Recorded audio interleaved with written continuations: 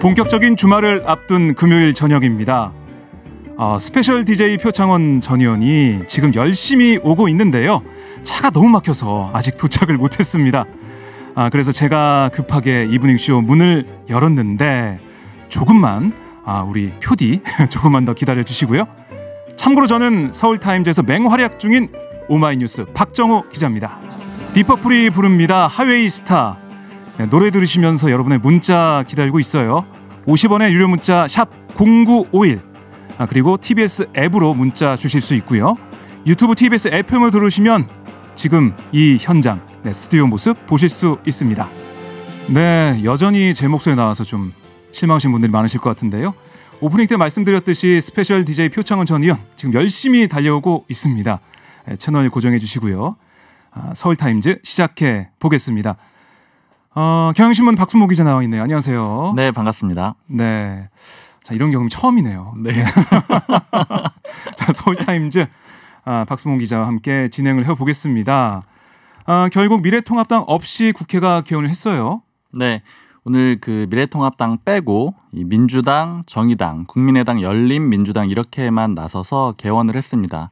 특히 오늘 국회 개원의 의미는 국회의장단 선출이잖아요. 네. 근데 이 제1야당이기 때문에 미래통합당 몫이 있는데 이 미래통합당 몫도 빼고 이 국회의장 신임 박병석 의장과 이 김상희 부의장 이렇게만 선출을 했습니다. 네, 뭐 저도 그 현장을 보면서 주호영 통합당 원내대표와 김영진 민주당 수석 부대표 간에 의사진행 발언이 있었잖아요. 네. 그걸 보면서 정말 여야가 다른 생각하고 있구나 이걸 느꼈었는데 주호영 원내대표 말을 들어보면 177석이니까 뭐든지 다 할 수 있다는 생각을 밀어붙이면 21대 국회는 출발부터 협치와 상생으로 국가적 과제를 처리해달라는 요구에 어긋난다.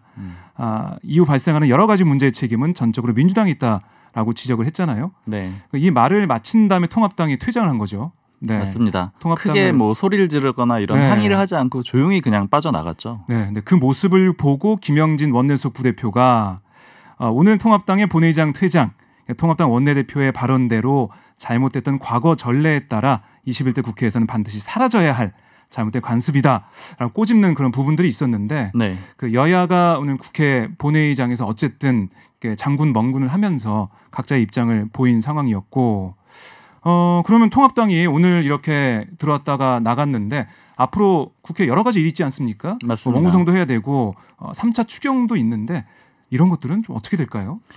일단은 이 3차 추경을 대표적으로 보면은 쉽게 보이콧을 한다거나 하지는 못할 것 같아요. 그러니까 이렇게 볼 수 있는 근거가 사실은 오늘 본회의장의 풍경인데요. 이 본회의장 풍경을 보면 이 통합당이 와서 항의하러 왔다라고 얘기를 하지만 정작 예전처럼 구호를 외친다거나 아니면 뭐 장애 집회를 기획한다거나 혹은 본회의장에서 물리력을 동원한다거나 이런 식의 반대를 하진 않았거든요. 네. 그렇게 하는 이유는 야당이 그렇게 했을 경우에 또 발목 잡는구나 이런 비판을 들을까 봐 좀 두려운 상태인 겁니다. 네. 그래서 통합당은 최대한 점잖게 대응을 하면서 할 수 있는 방법이 없기 때문에 불쌍하게 보이는 전략이 그나마 가능한 방법이다. 이런 내부 의견이 있고요. 네. 그래서 오늘 의총 후에 의원 한 명하고 통화를 해보니까 정말로 수가 없다. 그렇지만 싸우는 모습을 보이는 것도 부담이다. 네. 그러니까 동정론에 좀 기대서 가겠다. 이런 뜻을 보였습니다. 네, 맞습니다. 뭐 통합당 입장에서는 지금 예전처럼 할 수 없는 상황이죠. 21대 총선 결과도 그렇고 그렇기 때문에 그래도 뭔가 협상과 타협의 여지가 있지 않을까 그런 생각을 좀 해봤습니다. 네, 그리고 지금 당을 이끄는 사람이 김종인 비대위원장이기 때문에 이 김 위원장이 좀 유연하게 간다. 그리고 협조할 건 협조하겠다. 이런 기조를 얘기했고 또 유지를 할 거거든요. 그러니까 이 추경 같은 것들은 특히나 또 추경은 코로나19 상황이 그 배경이기 때문에 거부하기가 너무 어려운 상황이고 다른 것들도 아마 무작정 보이콧하는 그런 태도는 보이지 않을 걸로 그렇게 예측이 됩니다. 네, 오셨군요. 네. 달려왔는데 너무 늦었고 너무 죄송합니다. 도로가 주차장이네요. 예, 지금도 금요일이라서. 예, 차 안에서 듣고 계신 분들은 공감을 해 주실 것 같은데요. 네. 박정호 기자님이 너무 잘 오프닝을 열어주셔서 너무 떨렸습니다. 네, 그럼 하시던 말씀 계속 해 주시죠. 네. 어쨌건 어제 예상 사실은 혹시라도 타협이 이루어지지 네. 않을까 좀 기대에 섞인 예상도 했었는데 안 됐어요 결국. 그렇습니다. 네. 결국 안 됐고 네. 이제 앞으로 관심은 원구성일 것 같아요. 예. 8일로 예정돼 있는 이 원구성 민주당에서는 계속 뭐 그대로 그 5일 오늘 개원한 것처럼 법대로 하겠다는 입장에서 보이고 있습니다. 표면적으로는. 네. 네, 그래서 오늘 박병석 국회의장이 여야 원내대표들을 불러서 회동을 했어요. 네. 거기서 여러 가지 좀 얘기가 있었죠. 네. 이 사실은 그런데 특별한 진전이 있었다고 보기는 좀 어려운 상황이에요. 네. 어떤 내용이 나왔냐면 이번 주 일요일에 다시 만나서 오후 5시에 만나서 논의하자. 여기까지만 얘기가 됐습니다. 그러니까 네. 좀 성과가 있었다라고 보기는 좀 어려운 수준이고 다음 약속 정도 잡은 수준이 된 거죠. 네. 이 회동에서도 이 모두 발언에서 박병석 신임 의장은 좀 열린 마음으로 협상해 달라 이렇게 얘기를 했는데 이 민주당과 통합당의 이 원내대표들은 각각 반복해온 그런 입장을 다시 강조를 했습니다. 김 원내대표는 일하는 국회 이거 얘기했고요. 주 원내대표는 일방적으로 밀어붙이지 말라 이렇게 반박했습니다. 그래도 의미가 있는 거는 오늘 의장이 주재한 자리에 이 여야 원내대표들이 모였다라는 건데요. 사실 예전 같았으면은 그 20대 국회 같았으면은 이 오전에 여당이 어쨌든 간에 일방 개의를 했으니까 오후에 여야 원내대표가 만난다?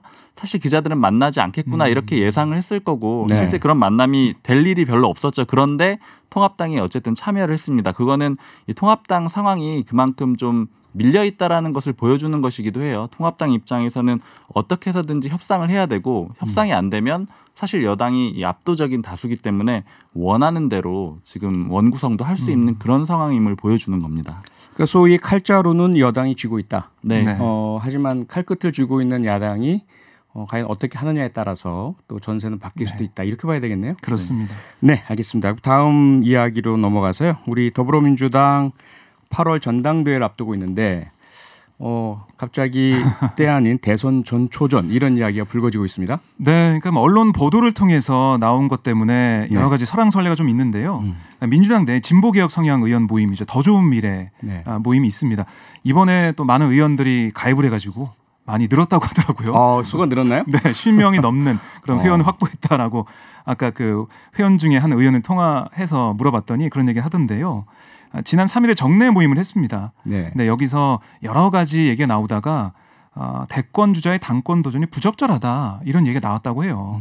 근데 거기 참석했던 의원 얘기를 들어보면 그게 의제는 아니었다. 네. 그런데 여러 가지 현안 얘기를 하다 보니까 여기까지 왔다는 건데 그러니까 지금 당권하고 대권 지금 이 뭔가 대선 주자들이 뭐 이낙연 의원이나 김부겸 전 의원 등등 이런 대권 주자들이 당권 도전에 나오게 되면 이걸 통해서 여러 가지 분열된 모습을 보일 수도 있고 또 이런 얘기도 하더라고요. 이낙연 의원은 호남 지역의 네. 인사고 또 김부겸 전 의원은 영남 지역이기 때문에 뭔가 또 지역 갈등이 있는 거 아니냐 이런 얘기까지 할 정도로 많이 염려를 하고 있습니다. 그래서 이 정말 그렇게 생각하냐라고 제가 통화 의원한테 물어봤더니 여러 가지 말 나온 것 중에 그런 얘기가 좀 부각이 된 걸로 생각을 하고 그런데 자신이 생각할 때는 어떻게든 지금 이 어려운 상황에서 우리가 민주당이 여당으로서 어떤 일을 하고 또 어떤 계획을 가지고 있고 이런 것들이 부각돼야 되는데 너무 앞서가는 그런 대선 전초전 이런 얘기 나오면 좀 무리가 있을 것 같다 이런 얘기는 하더라고요. 네, 걱정을 중요한 하더라고요. 것들이 가려지고 네, 대선 전초전이라는 문제가 불거질 우려가 있다. 그렇습니다. 그런데 여기에 또 정세균 총리 이야기가 또 나오네요. 네. 네, 한쪽이 가세하는 듯한 모양새가 맞습니다. 아닌가. 예. 지금 이 크게 구도가 이제 이낙연 의원 대 네. 김부겸 전 의원 이런 구도가 되고 있는데 여기에서 정세균 국무총리가 김부겸 전 의원을 지원한다 이런 얘기가 나왔죠. 일종의 비이낙연 연대설이라는 건데요. 이게 어떻게 나온 얘기냐면 지난 1일에 이 정세균 총리가 공간으로 이 TK 지역의 민주당 낙선자들을 불러서 일종의 위로 만찬을 했습니다. 근데 이 자리에서 그런 얘기가 나왔다라는 보도가 나왔어요. 그런데 이제 정 총리는 사실이 아니다라고 해명을 했습니다. 전적으로 억측이고 오해다 이렇게 반박을 했는데 이 지금 코로나19 방역과 위기 극복에 온 신경을 쓰고 있어서 대권이니 당권이니 이런 얘기에는 관심 가질 겨를도 없다 이렇게 해명을 했습니다. 김부겸 전 의원도 마찬가지로 사실이 아니다라고 했고요. 어찌됐든 간에 이 앞서 대선 전초전 이런 모습이 만들어지는 것처럼 지금 민주당 내에서 이 권력 다툼, 사정 권력 다툼이 어느 정도는 일어나고 있다 이렇게 볼 수는 있을 것 같습니다. 네. 아무래도 여당으로서 한쪽으로는 좀 국정 그 운영에 대한 그 지지 그리고 네. 안정적인 뒷받침을 해야 될 테고요. 다른 쪽으로는 전당대회 당연히 또 중요한 네. 당내 행사고요. 그리고 다가올 대통령 선거 잘 치러야 될 텐데 복잡한 상황 어떻게 풀려갈지 좀 지켜봐야 될 것 같습니다. 네. 네. 네, 그리고 오늘 문재인 대통령께서 재검토 지시 이렇게 내려왔는데요. 네. 우리가 처음에는 질병관리본부를 질병관리청으로 승격시킨다. 네. 상당히 전향적이고 바람직하고 그동안 그 정은경 그 본부장이나 네. 많은 분들께서 원하시던 것이었잖아요. 그렇습니다. 그런데 중간에 이야기가 조금 핵심이 되는 연구 기능이 보건복지부로 이관된다. 그래서 이 문제는 좀 다시 검토가 필요하지 않나라고 했는데 대통령께서 오늘 재검토 지시를 했습니다. 맞습니다. 네. 그러니까 정부의 애초 생각은 뭐였냐면 감염병 연구소의 기능에 뭐 기초 보건의료 관련 연구도 포함돼 있어서 복지부가 이걸 다 관할하면 좋겠다라고 판단했다고 해요. 그리고 질병관리청의 예산이나 인력도 줄어들지 않아서 별 뭐 영향은 없지 않냐라는 생각을 했다고 합니다. 그런데 문재인 대통령이 오늘 재검토 지시로 이관 계획이 사실상 백지화된 셈이잖아요. 권준욱 국립보건연구원장도 오늘 정부 세종청사에서 열린 정례 브리핑에서 이 국립보건연구원 이관 여부에 대해서 추가 검토 필요성이 제기된 것을 안다면서 관계부처 간 협의를 통해서 좀 최종적으로 정본이 나올 거다. 그러니까 지금과 다른 안이 나올 걸로 좀 보여져요. 네. 박순봉 기자님, 그러면 네. 이런 그 재검토 지시가 내려오기까지 어떤 뭐 일들이 있었죠? 네, 이게 그 이제 전문가들 사이에서 문의만 승격이다. 그러니까 이 연구원을 빼서 복지부로 이관해 주는 건 이 질병관리청으로 승격은 해주는데 문의만 해주는 거다. 뭐 실제로 좋아지는 건 없다. 이런 지적이 계속 나왔던 겁니다. 왜냐하면 예산도 인력도 오히려 줄어드는 그런 형국이 되거든요. 네. 특히 이 감염병 전문가인 이재갑 한림대 교수도 이 청와대 국민정원 게시판에 글을 올렸어요. 이 질병관리청 승격 네. 제대로 해야 된다 이런 글을 올려서 아주 조목조목 비판을 했는데 그 한 부분을 소개해드리면 이 연구 기능을 복지부로 떼가면서 연구소 주요 보직을 이 복지부 출신의 적체된 인사 해결을 위해서 그렇게 배정한 것 아니냐 우려가 된다 이렇게 얘기를 했습니다. 그리고 아마 무엇보다도 문 대통령의 이런 결심에 결정적이었던 것은 이 정은경 본부장의 발언 때문인 것 같아요. 네. 이 정은경 본부장이 이 질병관리청에도 연구 기능이 필요하다. 딱 우회적으로 사실은 우회적이지 않죠. 직접적으로 불만을 드러냈습니다. 그래서 결과적으로 아마 문 대통령이 이러한 의견을 받아들여서 이 질본의 손을 들어준 걸로 그렇게 해석이 됩니다. 네. 뭐 국민 모두가 다 알고 계시고 그동안 지켜봤는데요. 질병관리본부 얼마나 고생 많이 했고 그렇죠. 그 기능이 얼마나 중요하고 네. 또 코로나19 다시 뭐 제2의 팬데믹 우려도 제기되는데 기능이 약화되거나 또는 핵심 기능이 빠지면 안 되겠죠. 네. 좀 지켜봐야 될 것 같습니다. 네. 네, 이번에는 저희 이 소식 듣고 좀 화가 많이 났는데 서울역 그 폭행범 네. 정말 말도 안 되는 위험한 네. 그리고 처음에는 사각지대여서 신원을 알 수 없고 체포가 어렵다 이런 얘기까지 나왔지만 결국은 끈질기게 추적해서 잡았잖아요. 네. 근데 구속영장이 기각됐다고요? 네. 이 법원이 기각을 했죠. 법원의 입장을 한마디로 좀 정리하면 이 범죄 혐의자라도 체포할 땐 법을 지켜가면서 체포하라 이런 취지입니다. 이 법원 입장에서는 긴급하게 체포할 이유가 없었는데 체포를 했기 때문에 절차가 위법했고 그래서 영장도 기각하겠다라는 건데요. 이 서울중앙지법이 어제 이례적으로 이 영장 기각 사유도 아주 상세하게 공개를 했습니다. 보통 저희 취재할 때 보면 이 기각할 때 아주 짧은 문자로 그 내용을 보내거든요. 네. 뭐 예를 들어서 그냥 증거인멸 우려가 없다, 도주 우려가 없다 이런 식으로 보내는데 어제는 세세하게 밝혔습니다. 이 경찰이 일단 이 씨의 집을 찾아갔을 때 전화를 걸고 초인종을 눌렀는데 반응이 없으니까 이 강제로 문을 열고 들어간 거거든요. 네. 근데 법원은 이게 영장주의 원칙을 어겼다라고 본 겁니다. 이 당시 이 씨는 자고 있었다 그래요. 그래서 네. 법원은 증거인멸 우려가 없다라고 했고요. 이 법원이 밝힌 이유를 또 들어보면 범죄 혐의자라도 주거의 평온을 깨는 일은 헌법과 법률에 따라서 해야 된다 이렇게 설명을 했습니다. 하지만 이 경찰은 강하게 반발하고 있는 상황이에요. 이 긴급 체포의 필요성이 있었다 이렇게 주장하고 있습니다. 네. 제가 기사에서 보니까 그 기각 사유에 집을 성체로 표현한 게 있던데 그게 실제로 법원에서 쓴 표현인가요? 네, 그렇게 표현을. 저는 그거 보고 너무 깜짝 놀란 것이 네. 제가 이제 영국에서 1950년대, 60년대까지 이 표현을 썼던 것을 알고 있어요. 그래서 집을 성체로 보면 어떤 일이 생기냐면 그 집에 소위 말하는 가장은 성주가 됩니다. 그럼 아동학대나 가정폭력에 대해서 외부의 경찰이든 국가든 잘 개입할 수 없다. 이런 논리로 잘못 이용된 적이 많았거든요. 예. 이번 구속영장 기각 사유에도 집이 성체 같은 곳이라서 함부로 들어가면 안 되는데 좀 이런 정도의 사유로 들어가면 되겠느냐. 이런 표현이라면 저는 정말 이건 문제가 있다고 생각을 하고요. 특히 글쎄요. 법은 물론 중요하죠. 인권도 중요하고 하나하나의 절차가 다 중요한데 이 사안을 현장에서 지켜보면 피해자분이 이 당하신 그 황망한 공격은 정말 말도 안 되고요. 네. 또 그 피해도 광대뼈가 함몰골절이 됐잖아요. 상당히 심각한 피해고 나중에 밝혀졌지만 추가적인 공격들도 있었단 말이죠. 그 나중에 밝혀진 것을 제외한다 하더라도 대단히 위험한 사람인 것은 분명하잖아요. 네. 그리고 경찰에서 상당히 힘들고 어렵게 추적을 해서 신원을 어느 정도 확정을 해서 갔는데 문을 안 열어준단 말이죠. 초인종에 응답도 안 한다. 그럼 이 상황을 어떻게 봐야 될 것인가? 본인 스스로의 자해 우려도 있고 또 다른 누군가에 대한 가해 우려도 있고 네. 또 도주의 우려도 있고 그런 상황에서 저는 진입한 것은 잘했다고 보거든요. 그런데 자고 있었다는 것 때문에 이건 긴급체포 사안이 아니다. 그거는 글쎄요. 제가 볼 땐 또 현장에서 법 집행하는 사람들 입장에서는 그냥 힘이 쭉 빠지는 이야기일 수밖에 없거든요. 예, 저희 일반 시민들이 들을 때도 힘이 쭉 빠집니다. 네, 그렇죠. 피해자보다 이 피의자의 권리를 좀 더 지켜주는 게 아니냐 이런 비판들도 많이 있더라고요. 네. 그러니까 그렇습니다. 이게 교과서나 그 법대 법학전문대학원 강의실에서는 그런 얘기를 많이 하거든요. 결국 국가 권력, 강대한 국가 권력에 맞서 싸우는 작은 일개 시민 피의자 그들의 그 권리를 지켜주는 것이 헌법이고 형사소송법이다. 그런데 문제는 그럼 피해자의 권리는 어디로 갔느냐의 문제가 나오고요. 또 현장에서는 물론 그러한 그 이론이나 책 속에 있는 이야기들도 좋지만 실제로 발생하는 위험 자체에 대해서는 즉각적으로 반응해야 하는 그런 법집행 공무원의 역할도 상당히 중요하지 않느냐라는 것들이 분명히 있거든요. 네. 참 그렇습니다. 물론 이제 그 누구에게나 인권은 필요하고요. 특히 미국에서 발생한 그런 인종차별 경찰의 폭력을 본다면 정말 경찰이 그런 법을 준수하고 절차를 준수할 필요는 정말 명확합니다. 이 사안이 과연 그런 사안인가? 저는 좀 의문이에요. 그러니까 여론도 보면은 네. 지금 그 표정 의원 말씀하신 것처럼 그런 쪽으로 많이 말씀하고 있는데요.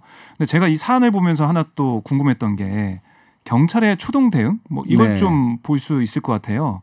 그러니까 사건이 계속 검거가 이게 안 되고 이어진 게 그러니까 피해자가 나서지 않았다면 이게 경찰이 이렇게 열심히 했을까라는 생각도 들더라고요. 참 물론 이제 어려움이 있죠. 그리고 철도 사법경찰, 특별사법경찰이 일반 경찰과는 좀 다르거든요. 그래서 네. 철도의 뭐 무임승차라든지 뭐 승무원에 대한 폭력에 대한 제지라든지 이런 업무를 주로 하다 보니 네. 좀 그 수사에 있어서는 조금 초동에 문제가 있을 수도 있어 보이는데 이후에 이제 경찰과의 공조를 네. 통해서 좀 뒤늦게 아마 수사가 본격화된 것 같아요. 네, 좀 늦었다는 생각이 들었습니다. 그러게 말입니다. 네, 여기서 서울타임즈 마무리하고요. 오늘 긴급하게 문 열어주신 박종호 기자님 너무 감사하고 박승봉 기자님도 고맙습니다. 여기까지 하겠습니다. 고맙습니다. 네, 감사합니다. 어제 백인 경찰의 과잉 진압으로 사망한 흑인 남성 조지 플로이드 씨의 영면을 기원하는 첫 추모식이 그가 숨진 미네소타주 미니애폴리스에서 열렸습니다. 내일 우리나라 서울에서도 추모 행진이 있을 거라고 하는데요. 오늘로 열흘째 미국 전역에서 시위가 이어지고 있습니다. 다행스럽게도 폭력 사태는 진정되고 평화적으로 열리고 있다고 합니다. 이런 가운데 이번 조지 플로이드 사망 사건 단순히 인종차별 문제만으로 볼 수가 없다 이런 얘기들도 들리고 있습니다. 관련해서 세 분 전문가 모시고 말씀 나눠보도록 하겠습니다. 한동대학교 박원근 교수님 그리고 인권연대 오창익 사무국장님 미국 유타주 출신의 조셉 데틀레프 씨와 함께합니다. 어서 오세요. 네. 안녕하세요. 네, 안녕하십니까. 네, 청취자 여러분께서는 유튜브 TBS FM으로 들어오시면 보이는 라디오로도 지금 함께하실 수 있습니다. 네, 우선 조셉께는 제가 그 과거에 영국에서 공부할 때 우리나라에서 다리가 무너진 적이 있었어요. 성수대교 붕괴 사건. 그때 주변 모든 사람들이 저한테 이 얘기를 물어보느라고 곤혹스러웠던 적이 있었거든요. 지금 혹시 이 플로이드 씨 사망 사건 때문에 주변에서 자꾸 이 얘기 물어봐서 힘들지 않으세요?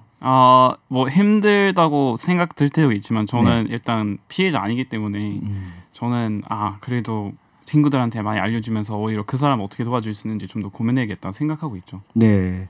뭐 현지 미국에서의 반응, 지금 추모식 열리고 있고 지금 상황은 어떻게 보도들이 이어지고 있습니까?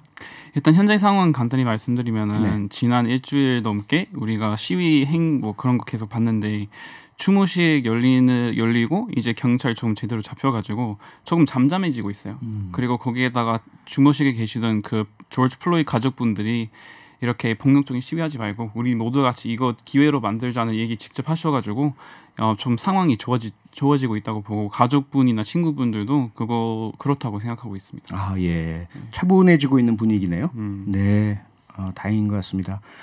박원곤 교수님, 네. 그 소식을 듣자 하니까 우리 그 조지 플로이드 씨 그동안 낮에는 트럭 운전사로 일하고 밤에는 경비원으로 또는 식당 경비원으로 일하면서 상당히 열심히 살아오던 분인데 코로나19 사태 때문에 일도 직장도 잃고요. 네. 그런 상태였고 특히 사망한 이후에 부검을 했더니 코로나19 양성 반응이 나왔다. 상당히 좀 아픈 이야기인 것 같습니다. 예. 지금 말씀하신 거에 모든 것이 다 함축돼 있다라고 생각이 되는데요. 네. 먼저 이 낮에 트럭 운전, 밤에 식당 경비, 이른바 투 잡을 뛰는 그런 상황인데 이게 참 고달픈 삶이죠. 네. 벌어진 빈부격차의 그 미국의 상황들, 이게 사실 뭐 꼭 미국만의 문제는 아니고 세계적으로 다 나타나는 문제인데 특히 흑인들에게 이런 어려움들이 있었다라는 거고요. 지금 미국의 상황을 보면 흑인의 대학 졸업 비율이 백인의 절반 수준이고 그리고 흑인 남성이 백인 남성보다 평균 27% 적게 임금을 받고 있는 그런 어려움이 있죠. 두 번째 아까 말씀하신 코로나19 감염과 실직 이거로 인해서 가장 어려움을 겪은 또 계층이 또 그 층이 바로 흑인들이다라고 지금 알려지고 있습니다. 네. 뭐 지난 석 달 동안 폐쇄가 미국이 되니까 전체적으로 실업자가 4천만 명이 나온 상태고 특히 흑인들 같은 경우에는 백인보다 실업률이 2배가 높고 또 흑인들 같은 경우에는 상대적으로 교육 수준이 좀 낮아서 미국이 그 폐쇄 기간 동안에 또 이른바 필수 직종은 계속 열었죠. 그것은 대면 접촉을 하는 식료품점이나 아니면 주유소 같은 데에서는 이제 흑인들이 많이 일을 하니까 그만큼 또 코로나19의 감염률이 높았고 더불어서 의료보험도 또 문제가 있다라고 봅니다. 한국의 그 전국민 의료보험이 아니기 때문에 미국에서 의료보험, 저도 미국에서 공부를 할 때 경험을 좀 했습니다만 이게 참 치료받기 쉽지 않거든요. 이제 그런 것들도 전반적인 영향을 주고 있다라고 생각합니다. 네. 오창익 국장님, 네. 우리 교민들 참 안타까운 피해 소식도 들리고 있는데요. 시카고하고 필라델피아, 지금 교민들 피해 상황은 어떻습니까? 제가 뭐 일반적인 거 말고는 잘 모르죠. 알 수 네. 없고 보도를 통해서 알고 있는데 근데 우리가 재미교포들의 상태 특히 뭐 그 상점하시는 분들이 약탈이라든지 이런 것에 대해서 걱정하는 것, 뭐 관심 갖는 건 너무나 당연하고 중요한 일이라고 보는데 언론이 너무 그 지금 미국의 사태를 특히 한국 언론이 한국 교포의 관점으로만 보도하는 건 좀 아쉽다는 생각이 들었어요. 무슨 얘기냐면 우리 한국 사람들의 시야를 좀 제한하는 것 같아요. 그래서 언론 보도 중에 이게 굉장히 아주 심각한 인종주의 문제인데 이렇게 되면 뭐 미국에 수출하는 게 좀 덜 될 것 같다든지 이런 보도들이 앞서가는데 네. 중요한 인권 문제를 가지고 다만 경제적 논리로 접근하는 게 아닌가 싶어서 좀 아쉬웠고요. 인종주의 문제가 핵심이라고 생각합니다. 네. 근데 인종주의 문제는 뭐 아프리카계 미국인에 대한 차별만 있는 게 아니라 사실 뭐 한국 사람 또 한국계도 미국 가면 거의 뭐 존재감 없는 정도의 차별 받잖아요. 그러니까 악플보다 나쁜 뭐 무플에 시달릴 정도로. 그래서 저는 이번 사태가 미국 내 팽배한 또 세계적으로도 있습니다. 특히 미국의 심각한 인종주의 문제. 이 사람들은 딱 세 가지로 구별한다는 거 아니에요. 멜라닌색 써가지고 흑, 뭐 백, 황 이렇게.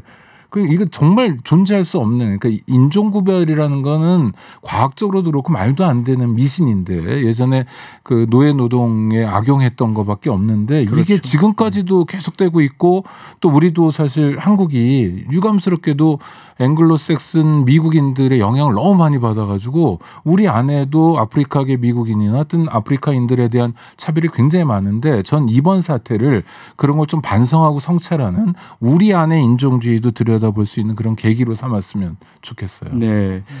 지금 국장님 말씀처럼 사실 일반 언론과는 다르게 우리 K-팝 스타들의 팬클럽들은 현재 블랙 라이브스 매터 운동에 네, 적극 아미도 참여하면서 그렇고, 예. 굉장히 멋있죠. 그렇죠. 세계인이 된 것 같아요, 우리 젊은이들이. 네. 굉장히 고맙고, 네. 인식이 되게 좋은 것 같고요. 그렇죠. 네, 사태의 본질을 보는 것 같고, 또 민주주의, 인권의 문제에 대해서 정말 가감 없이 이야기하고, 그렇게 긴 시간 동안 숨도 못 쉬면서 죽어가는 고인에 대한 연대감이랄까, 연대하려는 마음 이런 것도 있고, 그래서 얼굴도 한 번도 못 봤지만 공권력에 의해서 그렇게 죽어가는 사람들의 희생이 얼마나 안타까운 건지에 대해서 공감하는 마음을 대한민국 젊은이들이 갖고 있다는 건 저는 굉장히 바람직하다고 생각합니다. 그렇죠. 고마운 일이고. 네. 뭐 국정 문제가 아니잖아요. 네. 인간의 문제고 인간에게 발생한 불행한 일이고요. 박원공 교수님, 네. 미국에서의 사태가 초반에 갑자기 격화된 데는 일부에서 이야기하기가 트럼프 대통령의 지나친 강경 대응이 한 몫을 했다. 특히 연방군 도입 발언이라든지 교수님 어떻게 보십니까? 그렇습니다. 뭐 당연히 그렇고요. 저는 한 5가지 원인으로 보고 있는데 방금 우리 얘기하는 뿌리 깊은 인종차별 가장 심각한 문제죠. 그거 외에도 이제 미국 사법 체계 자체의 문제점, 경찰의 과잉 행동, 공권력 남용이고요. 그리고 코로나19 아까 잠깐 말씀드린 그런 좌절감. 근데 5번째가 바로 트럼프 대통령이랑 직접 관련이 있는 화해와 용서, 타협을 주창하는 국가 지도자의 모습이 안 보였죠. 근데 뭐 그 정도가 아니라 뭐 우리가 너무 잘 알다시피 트럼프 대통령은 통합보다는 분열의 메시지를 계속 보내고 있었다. 그의 발언을 보면 사회 부조리, 부당함, 탄압, 연대 그런 단어는 전혀 안 들어 있고요. 오히려 이제 배후, 테러리스트, 급진 좌파, 무정부주의자. 그리고 트럼프 대통령의 발언을 쭉 보면은 이게 안티파라고 해서 안티파시스트죠. 네. 극자들의 소행이다. 첫째. 두 번째는 주 정부의 특히 민주당의 주 정부 주지사와 시장들이 제대로 대응을 못하고 있다. 그 세 번째는 가짜 뉴스다. 매우 안타까운 게요. 트럼프 대통령이 초반에 나서서 이 과도한 공권력에 대해서 일단 사과를 하고 그리고 나서 관련자를 엄중 처벌하겠다 얘기하면서 재발 방지 대책을 냈으면 이게 사건이 이 정도로 시위가 그렇게 격화됐을까. 지금 엊그저께 조금 이제 괜찮아지는 게 그 4명이 다 기소가 됐지 않습니까? 그렇죠. 그러고 나서부터 조금 잦아드는 모습들이 있거든요. 근데 뭐 우리가 트럼프 대통령한테 얼만큼 기대를 할 수 있을까 하는 생각은 늘 있습니다. 말씀하신 것 중에 안티파가 조사해 봤더니 사실은 극우 조직에서 썼던 그런 SNS 아이디이고 글들이었다 이런 것들이 좀 나오고 있죠. 예, 미국의 의회 보고서에도 그 안티파의 존재에 대해서 네. 나름대로 분석한 게 있는데요. 실체가 사실 없습니다. 한 200명 정도 될까 말까 하는 뭐 제대로 된 조직이라고 볼 수는 없는 그런 상황이죠. 네. 조셉은 어때요? 미국인으로서 보기에 지금 보도에 의하면 29개 주에 지금 주 방위군이 배치된 상태고 그 전체 그 병력을 보니까 이라크, 시리아, 아프가니스탄에 파병했던 미군 전체 병력에 맞먹을 정도라고 하는데 자유의 나라 미국 그렇죠. 세계에서 가장 자유롭고 민주주의가 활발한 나라에서 이 현상을 보는 미국인의 심정 어떻습니까? 저는 이런 걸 볼 때 일단 처음 드는 생각이 한국에 있어 다행이다라고 생각하고요. 예. 그리고 거기에다가 뭔가 이거 해결하려고 할 때 당연히 뭐 폭력적인 시위 아니면 그런 문제 좀 해결해야 되는데 그렇게 똑같이 폭력으로 이겨내보려고 하는 거는 저는 미국식 방금 말씀하셨던 것처럼 민주주의의 제대로 된 형태 그런 네. 상징 아닌가 조셉 싶습니다. 씨 답변을 조금 더 자세하게 2부에서 계속해서 들어도 될까요? 네, 고맙습니다. 저희는 지금 잠시 전하는 말씀을 듣고 세 분과 함께 7시에 돌아오겠습니다.